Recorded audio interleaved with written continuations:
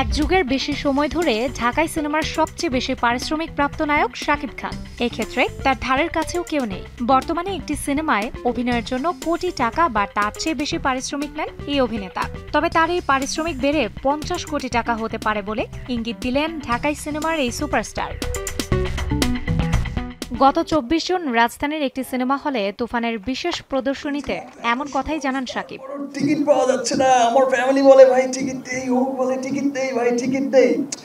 সত্যি আজ মনে হচ্ছে 100 কোটি 25% কিন্তু প্যান ইন্ডিয়া রিলিজ হবে আর ইন্টারন্যাশনাল রিলিজ হচ্ছে। This is the first time আমি হচ্ছে আমার রেমুনারেশন হচ্ছে 100 কোটিতে 25 কোটি আর 200 কোটি হলে 50 কোটি। এদিন সন্ধ্যায় তুফানের বিশেষ প্রদর্শনীতে শাকিব খান ছাড়াও উপস্থিত ছিলেন চঞ্চল চৌধুরী, মাসুমা রহমান নাবিলা, আরিফিন শুভ, দিলশাদ নাহার কণা, জান্নাতুল ফেরদৌস ঐশী, জিয়াউল রোশন, রায়হান রাফি, চঞ্চল চৌধুরী সহ অনেকে।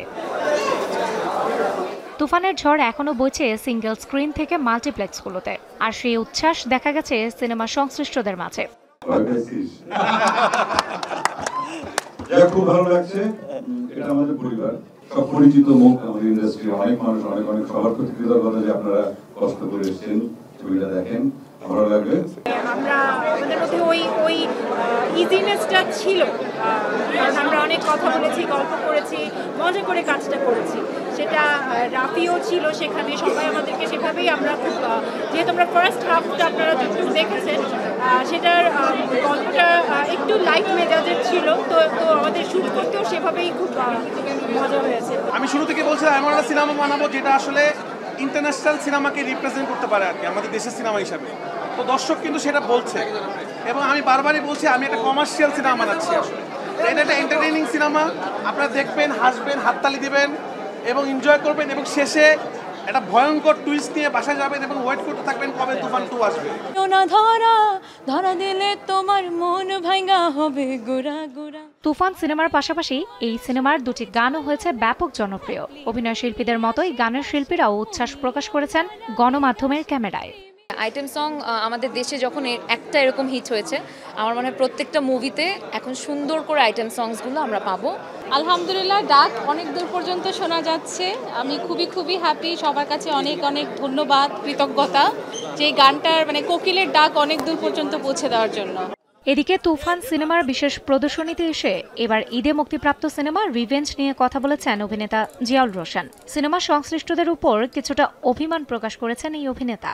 কারণ আমি নেগেটিভ কথা বলা, কাউকে নিয়ে বাজে মন্তব্য করা, এটা আসলে আমার ব্লাডেই নেই, এটা আমি করতে পারি না কখনো। সো আমার কাছে মনে হয় যে কিছু বিষয় কেবাকার আমি সেটা মেনশন করতে চাই না, এগুলো সিনেমাটার জন্য অনেক নেগেটিভ হয়ে দাঁড়িয়েছে, এবং বলতে পারেন অনেকটা অভিমান থেকেই হয়তো বা পরবর্তীতে প্রমোশনে এটা না করাটা একটা রিজন হতে পারে। অন্যদিকে রায়হান রাফি মানেই সিনেমা হিট। গত কয়েক বছর ধরে দর্শকদের উপহার দিয়েছেন দহন, পরাণ, সুরঙ্গের মতো সিনেমা। তুফানের পর তার মুক্তির তালিকায় রয়েছে নূর। এই সিনেমা নিয়ে আশাবাদী সিনেমার সংশ্লিষ্টরা। এই প্রথম আমি সাকিব ভাইয়ের ছবি একসাথে সাকিব ভাইয়ের সাথে দেখলাম। এতগুলো গুণী শিল্পীকে কাস্ট করা হয়েছে দুদেশ থেকে, লোকেশন, কস্টিউম, গান, ডায়লগস, ক্যামেরা, কোনটাকে রেখে কোনটা ফেলবো, ব্রিলিয়ান্ট। সেটা তো এবার রাফির তুফান শেষ হোক, তারপরে রাফির নূর আসবে। ছেলে বলে যে শাকিব খান দ্বারা ইন্সপায়ার্ড হবে এমন কোনো কথা নেই। I have been so much inspired by Shakib Khan today, like watching Toofan. এদিকে তুফান সিনেমার প্রদর্শনীর পর দর্শকরা উঠে দাঁড়িয়ে অভ্যর্থনা জানিয়েছেন সিনেমা সংশ্লিষ্ট সকলকে। খুব শীঘ্রই তুফান ভারতে মুক্তি দেওয়া হবে। সেখানে হিন্দি ভাষায় প্যান ইন্ডিয়া সিনেমা আকারে মুক্তি পাবে এটি। এছাড়া আগামী 28 জুন আন্তর্জাতিকভাবে বিশ্বের বিভিন্ন দেশে মুক্তি পেতে যাচ্ছে তুফান। দেশের আঙিনা পেরিয়ে আন্তর্জাতিক অঙ্গনে কতটা দাপিয়ে বেড়াবে তুফান, সেটাই এখন দেখার বিষয়। ওয়ালটন ফ্রিজ কিনে অনেকের মতো আপনিও হয়ে যেতে পারেন মিলেনিয়াল। সেরা পণ্যের সেরা অফার।